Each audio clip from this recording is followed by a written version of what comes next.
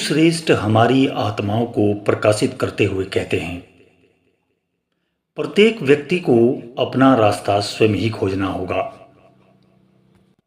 क्योंकि सत्य के मार्ग पर कोई मार्ग नहीं बना हुआ, कोई बंधे बनाए रास्ते नहीं हैं। प्रत्येक व्यक्ति को स्वयं ही अपना रास्ता बनाना होता है। चलने से ही वह रास्ता बनता है, चलने के पहले वहां कोई रास्ता नहीं था। रास्ते अगर बने हुए होते तो हम कुछ ऐसा अनुमान कर सकते थे, उन शिखरों पर कहां और कैसे पहुंचा जाए, ऐसा थोड़ा बहुत अनुमान हम लगा सकते थे। लेकिन वहां कोई रास्ता निर्मित नहीं है। वहां आदमी चलता है और चलने से जो चरण चिन्ह बनते हैं वो तुरंत मिट जाते हैं।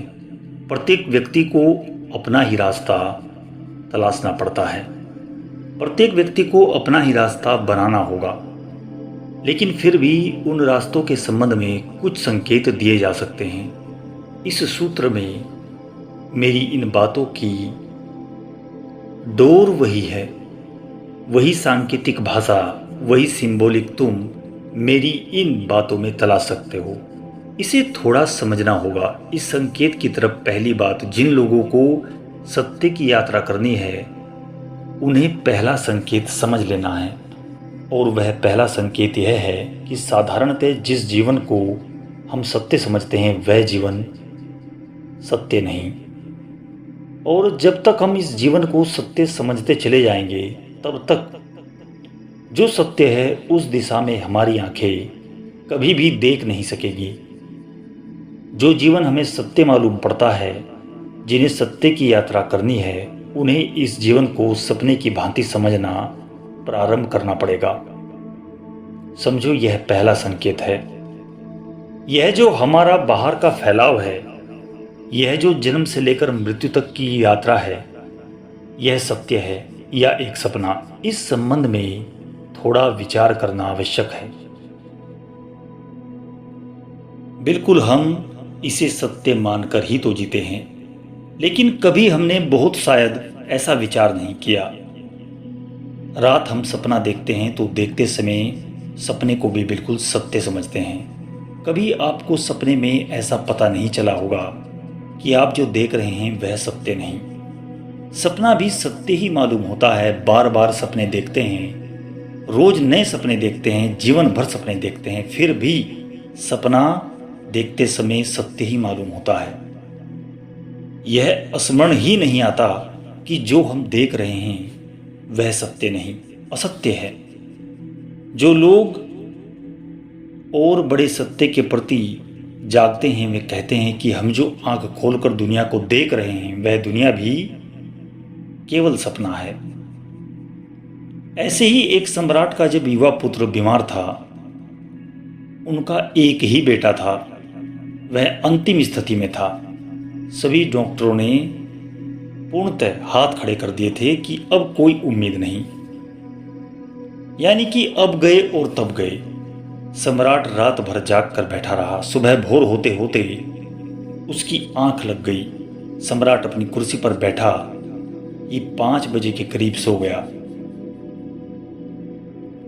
सोते ही भूल गया उस बेटे को जो सामने बीमार था, जो उस महल को जिसमें बैठा था, उस राज्य को जिसका मालिक था। एक सपना आना शुरू हुआ। उस सपने में उन्होंने देखा कि सारी पृथ्वी का वह इकलौता मालिक है। उसके 12 बेटे हैं, बहुत ही सुंदर, स्वर्ण जैसी उनकी काया है, बहुत ही स्वस्थ, बुद्धिमान। सारी पृथ्वी पर उसका राज्य फैला है। राज्य स्वर्ण के महल हैं, उसके पास हीरे जवाहरात, बहुत सारे धन दौलत। और तभी इस बाहर लेटे हुए बेटे की सांस छूट गई। पत्नी रोने लगी। सम्राट की आंख खुल गई। खोलकर वह उठा और देखा कि पत्नी रो रही है। बेटा मर चुका है। पत्नी रोती है लेकिन उसकी आंखों में आंसू नहीं। सम्राट की आंखों में आंसू नहीं, हाँ, होठों पर हंसी आ गई उस सम्राट के। पत्नी ने देखा, कहा कि तुम पागल हो चुके हो, बेटा मर गया है और तुम हंस रहे हो। तब सम्राट ने कहा, मुझे हंसी किसी और बात से आ रही है। मैं इस चिंता में हूं कि बेटे के लिए रोऊं, या अभी अभी जो मैंने सपना देखा कि मेरे 12 बेटे थे, स्वर्ण के महल थे, बड़ा राज्य था, या उस सब के लिए रोऊं। मेरा सारा वह राज्य छिन गया, मेरे में बेटे भी छिन गए। आंखें खोलता हूं तो वे सब खो गए। और यह बेटा जब तक आंख बंद थी खो गया। मुझे याद भी नहीं कि मेरा कोई बेटा था जो कि इतना बीमार है। जब तक में 12 बेटे थे, इस बेटे की मुझे कोई याद ना आई। और जब यह बेटा दिखाई पड़ा तब में 12 बेटे खो गए। अब मैं सोचता हूँ मैं किसके लिए रोऊं, उन 12 बेटों के लिए, उस स्वर्ण महल के लिए, बड़े राज्य के लिए, या अपने इस बेटे के लिए। और मुझे हंसी इसलिए आ गई कि कहीं दोनों ही सपने तो नहीं, एक आंख बंद का सपना और एक आंख खुले का सपना। क्योंकि जब तक आंख बंद थी मैं भूला हुआ था, जब आंख खुली तो वह आंख बंद में दिखाई पड़ा था, वह मैं भूल गया। एक सपना है जो हम आंख बंद करके देखते हैं, और एक सपना है जब हम आंख खोल कर देखते हैं, लेकिन वे दोनों ही सपने हैं। आपने कभी महसूस किया होगा अपने जीवन के विषय में, किसी ने 15 वर्ष, किसी ने 40, किसी ने 50 वर्ष।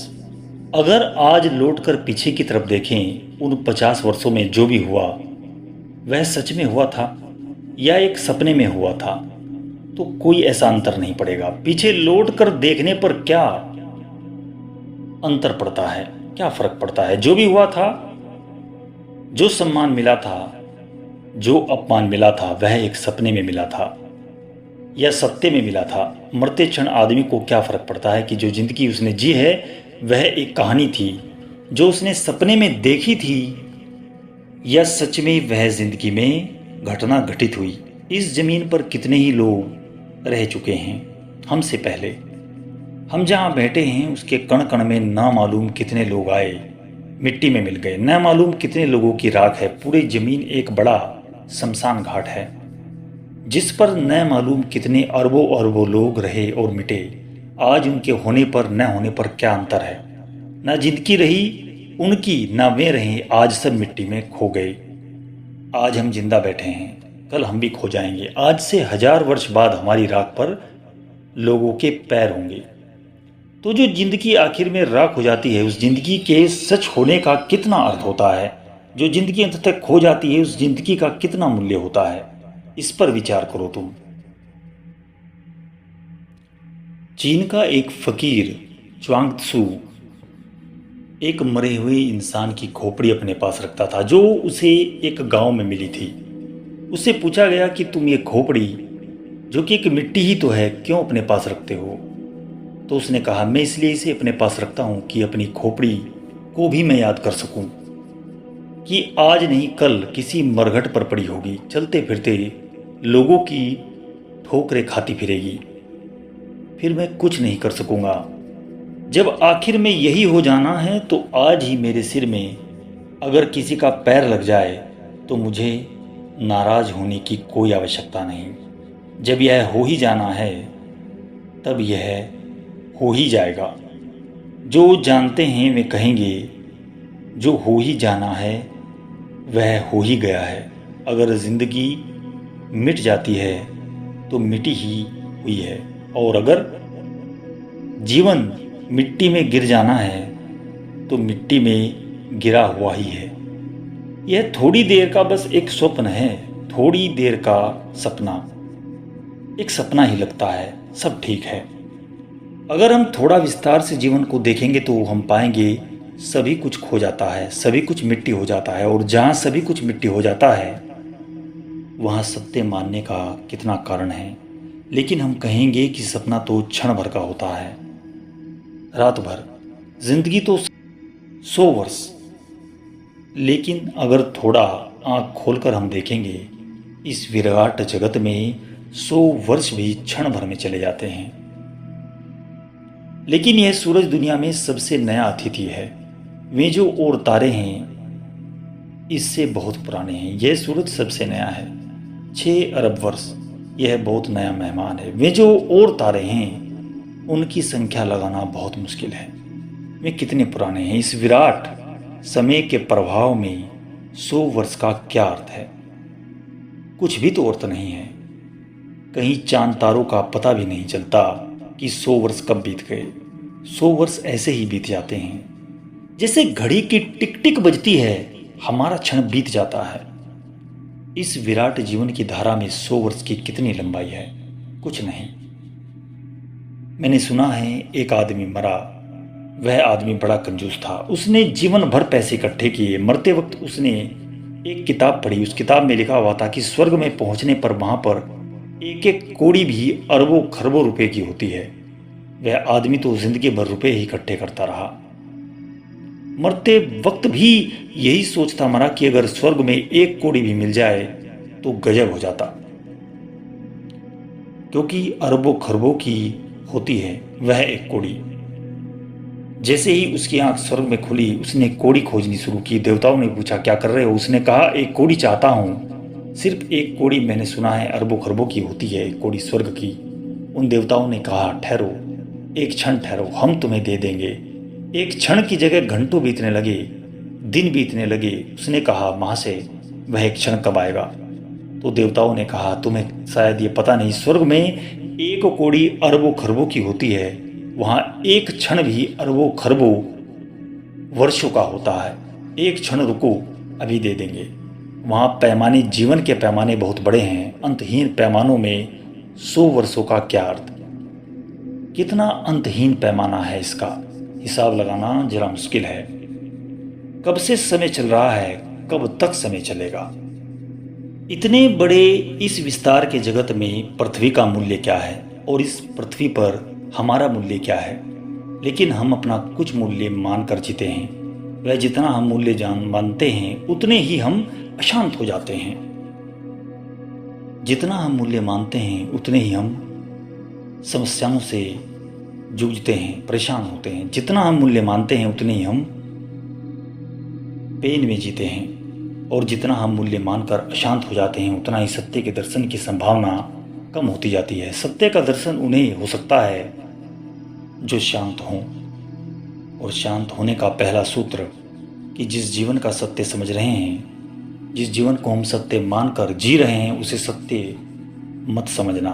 उसे सपने जैसा, बस केवल सपने जैसा समझना। उसका ज़्यादा मूल्य नहीं है। जिस दिन जीवन सपना मालूम पड़ता है उसी दिन चित्त शांत हो जाएगा। जब तक जीवन का सत्य मालूम पड़ेगा तब तक चित्त शांत ना होगा। तब तक छोटी छोटी चीज़ें का मूल्य मनुष्य करता रहेगा। हम तो सपने को सत्य मानकर परेशान हो जाते हैं। रास्ते में एक आदमी सपने में भूत देख ले, आंख खुल जाती है लेकिन छाती धड़कती रहती है। आंख खुल गई, नींद खुल गई, लेकिन वह सपना इतना सच था कि अभी भी प्राण धक धक कर रहे हैं। हम तो नाटक को भी सच मान लेते हैं। सच में हम लोग जो सिनेमा में देखते हैं वो सब सच मान लेते हैं और दिमाग में वही घूमता रहता है। और सत्य की खोज का पहला सूत्र है कि जिसे हम सच कहते हैं उसे भी नाटक जानना, तो आदमी सत्य को उपलब्ध हो सकता है। सच में मनुष्य का तो ये हाल है कि अगर वो नाटक में भी कुछ देख ले तो अशांत हो जाता है। और अगर जीवन नाटक मालूम पड़ने लगे तो आदमी शांत हो जाता है। जीवन जितना सपना मालूम पड़ने लगे आदमी उतना ही शांत हो जाएगा। क्योंकि सपने में अशांत होने का कारण क्या है? तब अगर गरीबी आती तो सपना है, और अमीरी आती तो सपना है। तब बीमारी आती तो सपना है, और स्वास्थ्य आता तो सपना है। तब सम्मान मिलता तो सपना है, और अपमान मिलता तो भी एक सपना। तब अशांत और पीड़ित और परेशान और टेंशन होने का कारण क्या है? सारा तनाव इसलिए पैदा होता है कि जीवन में हमें बहुत सच्चा मालूम दिखाई पड़ता है। ये जीवन हम बिल्कुल सच मानते हैं, बहुत ही यथार्थ, एकदम सच, लेकिन यह बिल्कुल अयथार्थ है। अयथार्थ कहें तो ज़्यादा अच्छा। जीवन बिल्कुल नाटक है, और जितनी यह बात स्पष्ट होने लगती है उतना ही जीवन बिल्कुल नाटक है। और जितनी यह बात स्पष्ट होगी उतना ही भीतर चित्त शांत होगा। अशांत होने के कारण ही विलीन हो जाता है। एक फकीर ने गांव के लोगों को समझाते हुए एक बार कहा कि जिस दिन यह दिखाई पड़ गया कि बाहर जो है वह एक सपना है, उस दिन सम्मान और अपमान में कोई अंतर नहीं पड़ेगा। उस दिन से सब बराबर हो जाएगा। सपने में सम्मान और अपमान में क्या फर्क हो सकता है? हाँ, असलियत हो तो फर्क हो सकता है, असलियत न हो तो क्या फर्क हो सकता है? तुमको अगर सत्य के उन शिखरों तक पहुंचना है तो शांति की पगडंडी अपनानी पड़ेगी। और शांति की पगडंडी पर वही चल सकते हैं जिन्हें यह जीवन सपना दिखाई पड़ता है, जिन्हें जीवन एक सत्य, एक ठोस सत्य मालूम होता है। वे कभी शांति के मार्गों पर नहीं चल सकते। यह पहली बात है। इससे ही जुड़ी हुई दूसरी बात है, जिस आदमी को जीवन सपना दिखाई पड़ने लगेगा उस आदमी का व्यवहार क्या होगा? जिस आदमी को जिंदगी अयथार्थ मालूम पड़ेगी वह आदमी जिएगा कैसे? उसके जीवन का सूत्र क्या होगा? सपने के साथ हम क्या करते हैं? सपने को देखते हैं और तो कुछ भी नहीं कर सकते। जिस आदमी को पूरी जिंदगी सपना दिखाई पड़े वह एक दृष्टा हो जाएगा, एक साक्षी। वह देखेगा और कुछ भी नहीं करेगा। जिंदगी जैसी होगी उसे देखता चलेगा। सपना है, दृश्य है, साक्षी है, परिणीति। सपना है आधार और साक्षी है उस पर उठा हुआ भवन। जब कोई आदमी जीवन का यह सच जान लेता है कि यह जीवन सपना है तो फिर एक साक्षी रह जाता है, एक दृष्टा बन जाता है। फिर एक देखने वाले से ज़्यादा इसका कोई मूल्य और अर्थ नहीं। फिर वह जीवन में ऐसा जीता है जैसे एक दर्शक। और जब कोई आदमी दर्शक की भांति जीवन में जीना प्रारंभ करता है तब उसके जीवन में एक क्रांति हो जाती है। मित्रों, यही क्रांति स्पिरिचुअलिटी है, धार्मिक क्रांति है। वह धर्म की क्रांति है, शास्त्रों के पढ़ने से नहीं आती, साक्षी बनने से होती है। जीवन में साक्षी के जन्म हो जाने से बनती है। और जो आदमी साक्षी की तरह जीने लगता है वह चढ़ जाता है उन शिखरों पर जहां सत्य का दर्शन होना निश्चित है। तो यही सूत्र है, साक्षी भाव। जीवन में ऐसे जीना जैसे एक दर्शक, जैसे जीवन के बड़े पर्दे पर एक कहानी चल रही हो और हम देख रहे हों। एक दिन भर के लिए प्रयोग करके देखो, जिंदगी दूसरी हो जाएगी। एक दिन तय कर लो, सुबह 6 बजे से शाम 6 बजे तक इस तरह जिएंगे जैसे एक दर्शक, और जिंदगी ऐसे देखेंगे जैसे कहानी एक पर्दे पर चलती हुई। और पहले ही दिन जिंदगी में कुछ नया होना प्रारंभ होगा। आज ही करके देखो एक छोटा सा प्रयोग। देखें कि जिंदगी को ऐसे देखेंगे जैसे बड़े कैनवास पर, एक बड़े पर्दे पर कहानी चलती हो और हम सिर्फ दर्शक हों। सिर्फ एक दिन के लिए प्रयोग करके देखो और उस प्रयोग के बाद आप दोबारा वही आदमी कभी नहीं बन सकोगे जो आप हैं। उस प्रयोग के बाद आप आदमी ही दूसरे हो जाएंगे। साक्षी होने का छोटा सा प्रयोग करके देखो। देखिए आज घर जाकर, और जब पत्नी गाली देने लगे या पति गर्दन दबाने लगे तब इस तरह देखें कि कोई साक्षी देख रहा है। और जब रास्ते पर चलते हुए लोग दिखाई पड़ें, दुकानें चलती हुई दिखाई पड़ें, दफ्तर की दुनिया, तो ख्याल रखें जैसे कोई नाटक, किसी नाटक में प्रवेश कर गए हों और चारों तरफ एक नाटक चल रहा है। एक दिन भर इसका स्मरण रखकर देखें और आप कल दूसरे आदमी हो जाएंगे। दिन बहुत बड़ा है। 1 घंटे भी कोई आदमी साक्षी होने का प्रयोग करके देखे, उसकी जिंदगी में एक नया मोड़ आ जाएगा, एक टर्निंग पॉइंट। वह आदमी फिर वह कभी नहीं हो सकेगा जो 1 घंटे पहले था। अब ये समझो, तुम कुछ भी घटना घटित हो, कोई भी, तो बस एक साक्षी बनो, क्योंकि जीवन तुम्हारा रिएक्शन में ही निकल जाएगा। तुम इस तूफान से कभी भी बाहर नहीं आ पाओगे। बस साक्षी स्वभाव को अपनाओ। यही प्रयोग करके देखो। और जो आदमी सपने में साक्षी की तरह जीना शुरू कर देता है उसकी जिंदगी में क्या हो जाता है, इन शब्दों में कहना जरा मुश्किल है। इसे तो केवल करके ही जाना जा सकता है, इसे तो प्रयोग करके, एक्सपेरिमेंट करके ही पकड़ा जा सकता है और पहचाना जा सकता है कि क्या हो जाता है। यूं थोड़ा सा प्रयोग करें और देखें। मंदिरों में जाने की फिक्र छोड़ दें, जिंदगी ही मंदिर बन जाती है अगर साक्षी बनकर खड़े हो जाएं। पहाड़ों पर, हिमालय पर जाने की चिंता छोड़ दें, वह जिंदगी यहीं इसी क्षण तीर्थ बन जाती है अगर साक्षी बन जाएं। जो आदमी जहां साक्षी बन जाएगा वहीं तीर्थ शुरू हो जाएगा, वहीं एक नई घटना प्रारंभ हो जाएगी। मित्रों, जिसने साक्षी भाव साध लिया वह अमृत को उपलब्ध हो जाता है। तो सपने से जागना है ताकि सत्य उपलब्ध हो सके, और कहानी से जागना है, नाटक से जागना है, अभिनय से जागना है ताकि वह जाना जा सके, उसको जान सको तुम। जो अभिनय नहीं, जो नाटक नहीं, जो कहानी नहीं, उसका नाम ही आत्मा है, उसका नाम ही परमात्मा है। चाहे कोई सत्य कहे या कोई और नाम दो, और उसको जानते ही आदमी मुक्त हो जाता है, क्योंकि सब बंधन सपने के बंधन हैं। कोई बंधन सच्चा बंधन नहीं, सब बंधन सपने के बंधन हैं, और ये बंधन झूठे हैं। एक बार यह दिखाई पड़ जाए तो पता चलता है कि मैं तो मुक्त ही था, मैं सदा से ही मुक्त था।